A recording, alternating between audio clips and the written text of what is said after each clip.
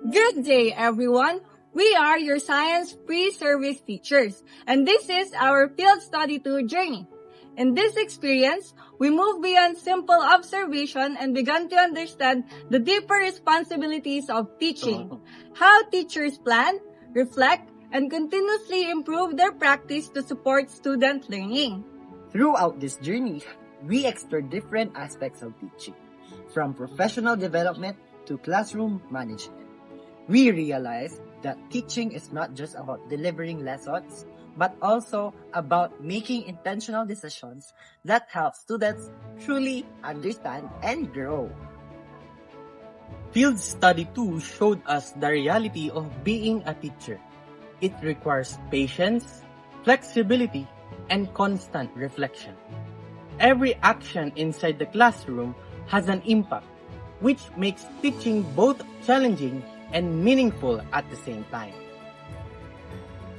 As future educators, we also reflected on ourselves, our strengths, weaknesses, and areas for growth.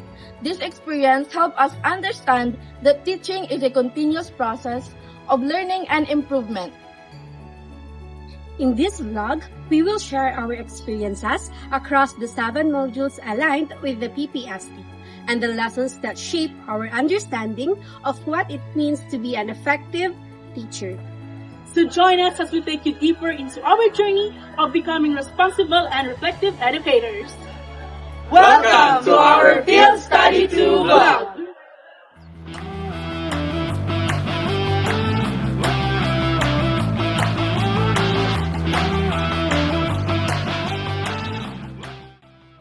In Module 1, we explored how teachers continuously improve through learning action cell sessions and classroom-based action research.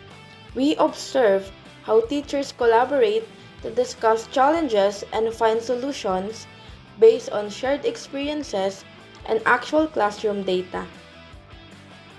What stood out to me was how teachers carefully analyze student performance before making a decision. Instead of relying on assumptions, they use evidence to adjust their strategies, ensuring that their teaching responds to the needs of learners.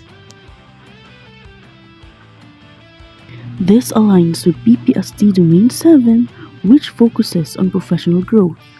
I realized that teaching is not about knowing everything, but about being open to learning, reflecting, and improving continuously as an educator.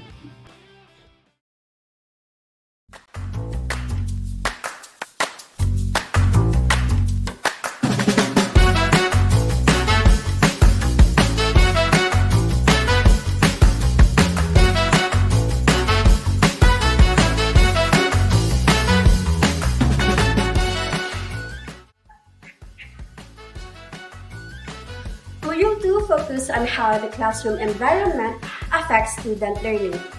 We observe how the arrangement of furniture and materials creates a space that supports engagement and interaction. The bulletin boards and the visual materials were not just decorations. They reinforced lessons and guided students even without direct instruction.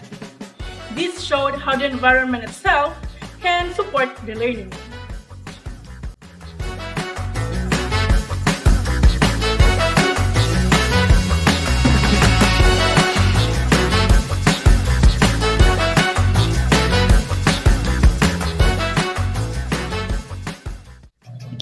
This connects to PPST Domain 2.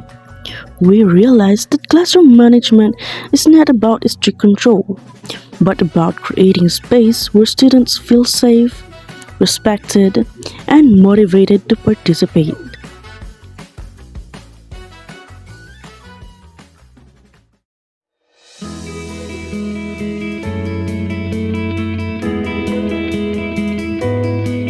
We learned that every learner is different in terms of ability, background, and learning style. We observe how teachers use techniques like simplifying explanations and adjusting activities to ensure that all students could understand the lesson.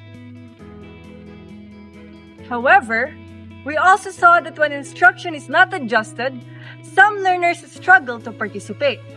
This reminded us that inclusivity requires effort and awareness from the teacher. Module 4 focused on understanding how teachers plan lessons using MELTs and the budget of work. These tools help ensure that lessons are organized and aligned with learning competencies. We also learn how teachers allocate time depending on the complexity of topics. This prevents lessons from being rushed and ensures better understanding.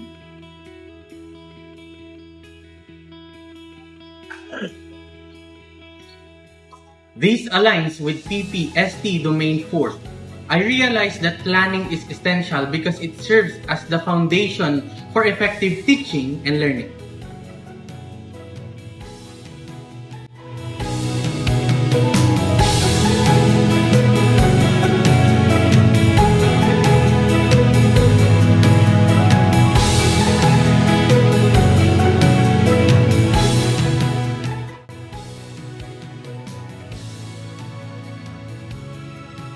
Module 5 gave us opportunity to practice teaching through demonstration. It allowed us to apply strategies and experience what it feels like to teach in front of students.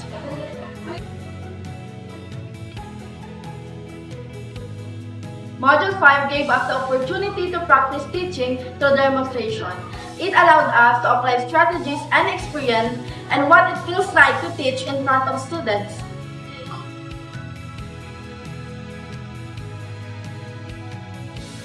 Feedback from mentors help us improve our delivery, voice projection, and clarity. It showed us that teaching is a skill that improves with practice.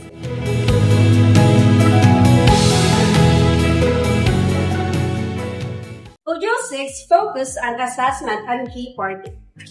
We learned how teachers track student progress using different tools and reports. Assessment is not just about giving grades. It helps identify learning gaps and guides future instruction. This aligns with PPST Domain 5. Proper documentation ensures that the student progress is accurately recorded and supported.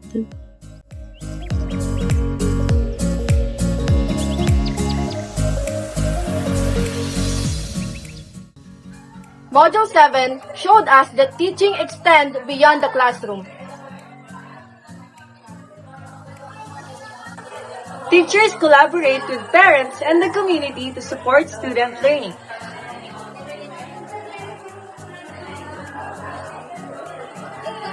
This aligns with PPST Domain 6. It reminded us that education is a shared responsibility. I realized that teaching is far more complex than I initially thought. It is not just about delivering lessons, but about understanding students, planning effectively, and continuously reflecting on our actions to improve learning.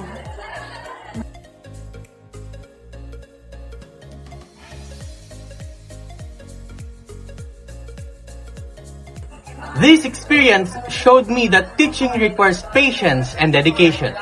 Every learner is different, and it is our responsibility to adjust and ensure that no one is left behind.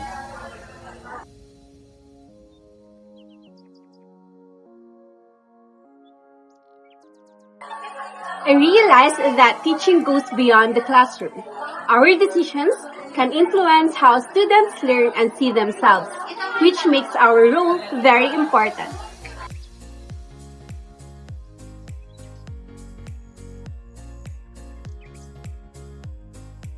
This journey reminded me that growth takes time. What matters is our willingness to learn, reflect, and improve as future educators.